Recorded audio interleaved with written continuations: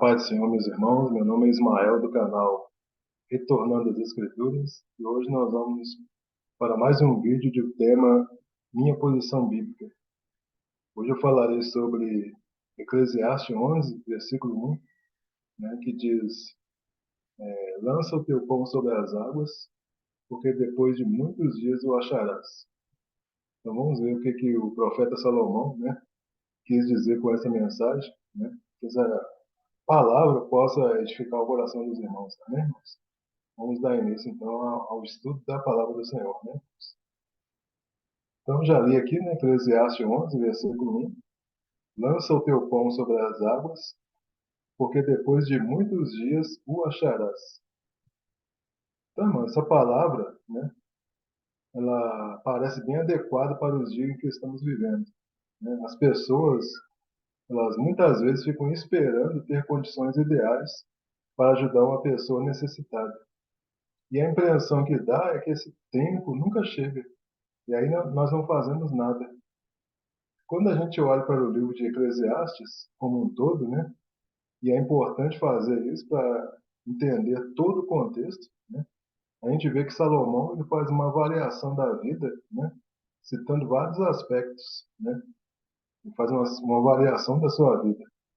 Aí depois dessa análise que Salomão faz, ele conclui que a solução de tudo, ou seja, para que nós tenhamos satisfação na vida, a única maneira é buscar a Deus. E ele chega à conclusão de que sem a busca de Deus não há felicidade e a vida se torna um grande vazio. Então, fora de Deus, irmãos, tudo é vaidade, Assim está lá em Eclesiastes 12, versículo 13, que diz assim, Salomão chega à seguinte conclusão: de tudo que se tem ouvido, o fim é: teme a Deus e guarda os seus mandamentos, porque isto é o dever de todo homem. Então, irmão, essa passagem de Eclesiastes 11:1, ela traduz a ideia de hospitalidade, mesmo que você não tenha um retorno daquilo que você fez.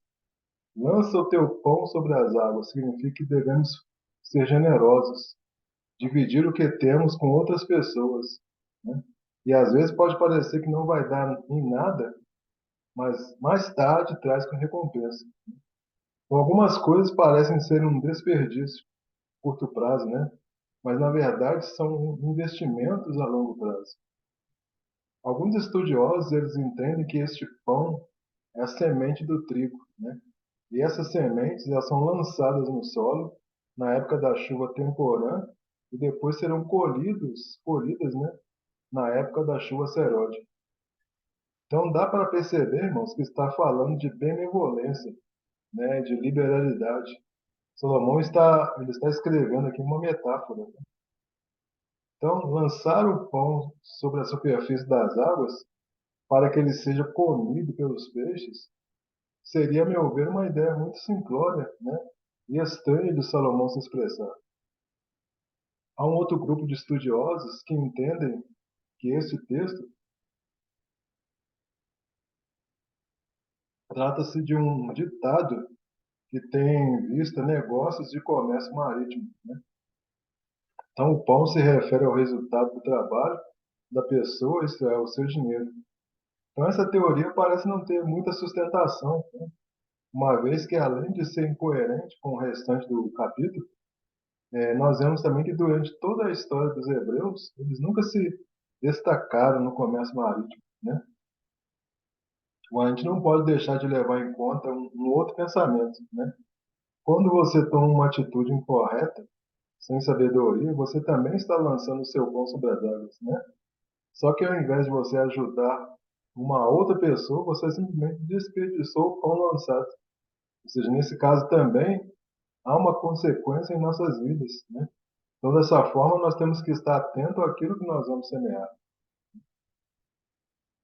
E há também uma outra interpretação que diz que a semente aqui é chamada de pão, Quando a gente vai lá para Isaías 28:28, diz assim: o trigo é esmiuçado, mas não se trilha continuamente, nem se esmiuça com as rodas do seu carro, nem se quebra com os seus cavaleiros. Então, o lavrador, Ele coloca o trigo nas margens dos rios, em solo úmido e pantanoso, né? Ou mesmo nas águas que o cobrem, onde pode haver poucas perspectivas de colheita. Isaías 32:20 diz assim: Bem-aventurado vós que semeais junto a todas as águas, e deixais livres os pés do boi e do jumento. Então eles semeavam na água, né? E antes da semeadura, enquanto a terra estava coberta de água, eles fazem com que o chão seja pisado por bois, cavalos e jumentos. Então esta é a maneira de preparar o terreno para semear, né? Aí, irmão, se a gente analisar, né, me parece que a ideia de Salomão é mostrar a questão da liberalidade aos pobres, né? O pão está falando de bens, né? Bens que eu posso, que eu devo lançar sobre as águas, ou seja, os pobres que a princípio não poderá retribuir o que você está fazendo, mas essa liberalidade ela será recompensada por Deus, né? Então o conceito de semear é dar, liberar, isto é, lançar o teu pão sobre as águas. Trata-se de pensamentos contrários ao do mundo, né, em que vivemos hoje, né? Mas nós que temos a mente de Cristo, o mundo ele vai sempre dizer que você deve dar apenas se houver possibilidade de retorno. Então Salomão ele se utiliza de um costume da época para passar uma mensagem, né? Ele fala de maneira como era plantado o trigo naquela época. E eles semeavam os grãos sobre as águas na época da cheia dos rios, né? E quando a água abaixava, haveria uma grande colheita. Note que na época da semeadura, eles não sabiam qual semente iria germinar, né? Então, semear, irmãos, não é um trabalho fácil, né? É preciso ter em mãos boas sementes, né? Uma terra preparada, área suficiente, disponibilidade para trabalhar e confiança que a colheita virá com fartura, né? Tem uma versão aqui em Eclesiastes 11, a versão nova tradução da linguagem de hoje, né? Então tá lá o Eclesiastes 11:1 diz assim: Empregue o seu dinheiro em bons negócios e com o tempo você terá lucro. Aí o versículo 2 diz: Aplique-o em vários lugares e em negócios diferentes, porque você não sabe que crise poderá acontecer no mundo. Essa tradução, irmãos, na nova linguagem de hoje, ela parece um pouco forçada, né? Os versículos em questão, eles falam sobre a recompensa divina às nossas ações, né? O versículo vai dizer que quando exercemos misericórdia, não devemos pensar em recuperar nosso pão. Então, é isso que Salomão está querendo dizer, né? Quando você exerce sua misericórdia, você não está pensando em recuperar o seu pão, né? Como se fosse uma recompensa por aquilo que a gente faz, né? Por quê? Porque Deus, a seu tempo, ele recompensará, né? Então, vamos agora analisar o contexto, né? É sempre interessante a gente olhar um versículo e analisar o contexto, né? Então, nós já vemos aqui o Eclesiastes 11:1. Agora vamos ver Eclesiastes 11, versículo 2, né? Que diz assim: Reparte com 7 e ainda até com 8, porque não sabes que mal haverá sobre a terra. Então, esse versículo aqui, ele vem confirmar o fato de que Salomão está nos passando uma mensagem, né? Nós devemos sempre ter uma atitude generosa com alguém, por quê? Porque quem sabe um dia eu vou precisar da mesma coisa, né? Então ele fala para repartirmos com 7 e ainda 8, porque não sabemos o dia de manhã. Ou seja, devemos ser generosos com o maior número de pessoas possível, né? Aumentando essa estimativa a cada dia, né? Versículo 3 diz, Eclesiastes 11:3, né? Estando as nuvens cheias, derramam a chuva sobre a terra, e caindo a árvore para o sul ou para o norte, no lugar em que a árvore cair, ali ficará. Então, irmãos, por mais conhecimento que o homem possa ter, ele não pode prever tudo, né, com exatidão, né? O que vai acontecer? Porque Por quê? Porque Deus é soberano. E se por acaso ele determinar algo, irá acontecer, né? E o homem não poderá fazer nada, né? Ou seja, não importa o lado que cai a árvore, certamente aparecerá alguém para valorizar sua madeira, né? Se a árvore não caiu do lado que você desejava, não se preocupe. Essa é a mensagem que Salomão está querendo passar, né? Versículo 4. Quem observa o vento nunca semeará, e o que olha para as nuvens nunca cegará. Então, vocês estão lembrados que no início eu falei que as pessoas, muitas vezes, elas ficam esperando ter condições para ajudar uma pessoa necessitada, né? Então, as pessoas elas ficam observando as coisas que estão acontecendo ao redor delas, né? Aí dizendo, né? Não, um dia vai melhorar, né? E as coisas muitas vezes elas não melhoram. E essas pessoas, o que que acontece? Elas não semeiam. Então, pessoas cautelosas ao extremo, né, que fica esperando o momento certo para tomar uma atitude, ela está condenada ao fracasso. Então, esses pensamentos, muitas vezes, eles nos impedem, né, de semear e ter uma grande colheita, né, semear com fé, sem medo. Por quê? Porque o medo ele acaba nos impedindo de investir, né? Ao versículo 5, Eclesiastes 11:5. Assim como tu não sabes qual o caminho do vento, nem como se formam os ossos no ventre da mulher grávida, assim também não sabes as obras de Deus, que faz todas as coisas. Então, irmãos, é evidente, né, que quando Salomão ele escreveu isso aqui, ele não tinha o conhecimento que nós temos hoje, né? Ocorre que a maioria dos homens eles não conhecem e não querem conhecer o Deus que faz todas as coisas, né? Então, uma das passagens centrais dessa mensagem, né, é a incapacidade do homem de conhecer a obra de Deus.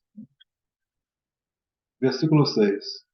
Pela manhã semeia a tua semente, e à tarde não retires a tua mão, porque tu não sabes qual prosperará, se esta, se aquela, ou se ambas serão igualmente boas. Então o lavrador daquela época ele semeava e não sabia se aquela semente iria vingar. Então a mensagem que Salomão quer nos passar é que nós devemos semear pela manhã e pela tarde. Por quê? Porque nós não sabemos qual semente dará bom fruto. Quantas pessoas estão dependendo dessa nossa semente, né? Pessoas que estão ao nosso redor, principalmente aquelas que estão dentro do nosso lar, que muitas vezes são ignoradas, né? Então, irmãos, é importante então entender que as águas citadas lá em Eclesiastes 11:1, elas representam gente, pessoas, né, com as quais nos relacionamos e devemos ter comunhão, né?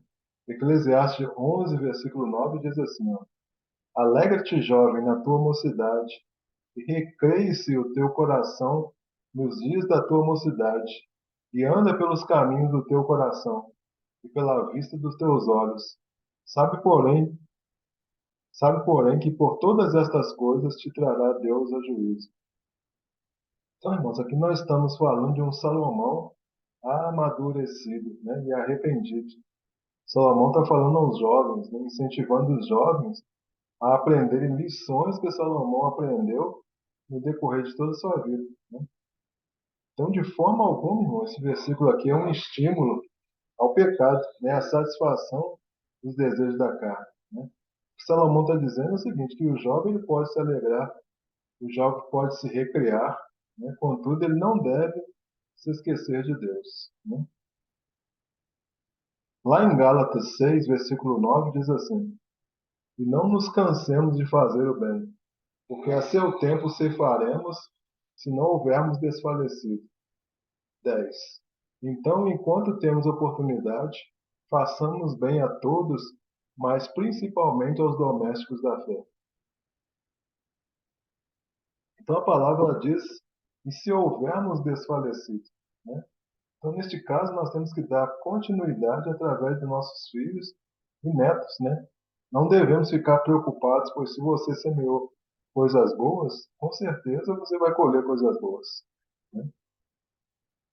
Então, irmãos, concluindo, né, tudo aqui que nós falamos até agora, não cruze os braços esperando as coisas virem do céu, né?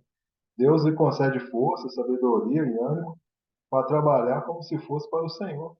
Não semeie para a glória de Deus, né? Não confie na força do seu próprio braço.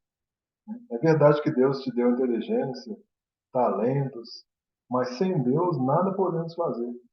Tenha um coração agradecido, né? Seja grato pela provisão diária que Deus concede.